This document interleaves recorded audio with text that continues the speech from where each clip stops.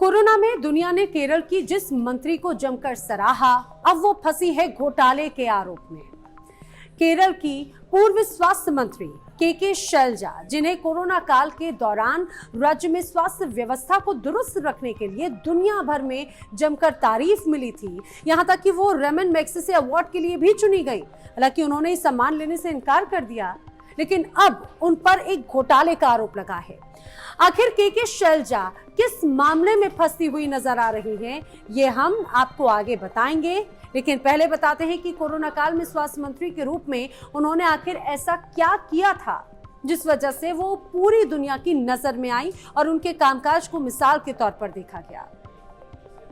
30 जनवरी 2020 की रात राज्य की तत्कालीन स्वास्थ्य मंत्री के लिए बेहद तनावपूर्ण वाली थी, क्योंकि तब केरल में वुहान से आए एक छात्र में कोरोना के पहले मामले की पुष्टि हुई।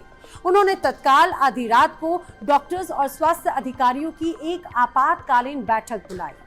डॉक्टर्स और कर्मचारियों को इस संक्रामक बीमारी से लड़ने के लिए मानसिक रूप से तैयार रहने को कहा गया। उन्होंने कोरोना से लड़ने के लिए एक खास प्रबंधन रणनीति तैयार की।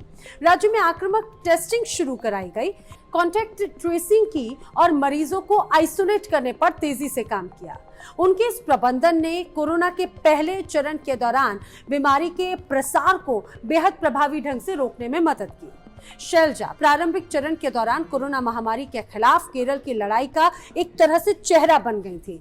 धीरे धीरे उनके काम की चर्चा राज्य से बाहर हुई और फिर देश से बाहर दुनिया भर में उनकी ये छवि फैली। शैलजा ने इस महामारी के कुशल संचालन के लिए दुनिया भर की तारीफ हासिल की।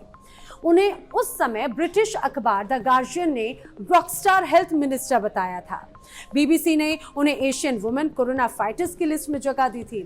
इतना ही नहीं, बल्कि पिछले साल उन्हें संयुक्त राष्ट्र ने United Nations public service day पर पैनल डिस्कशन के लिए भी आमंत्रित किया।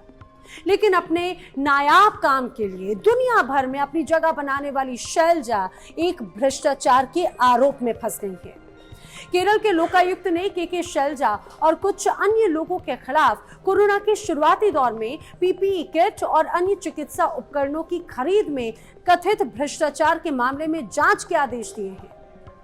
भ्रष्टाचार विरोधी निकाय ने 8 दिसंबर को उन्हें तलब किया।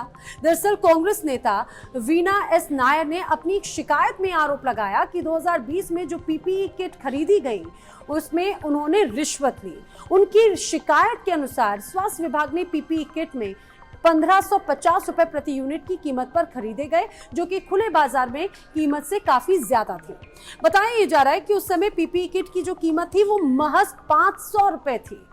हालांकि के शैलजा ने इस कदम को जायज बताते हुए कहा कि बेशक महामारी की शुरुआती दिनों में पीपीई किट ऊंचे दामों पर खरीदे गए थे, क्योंकि तब इसके उत्पादन में बेहद कमी थी।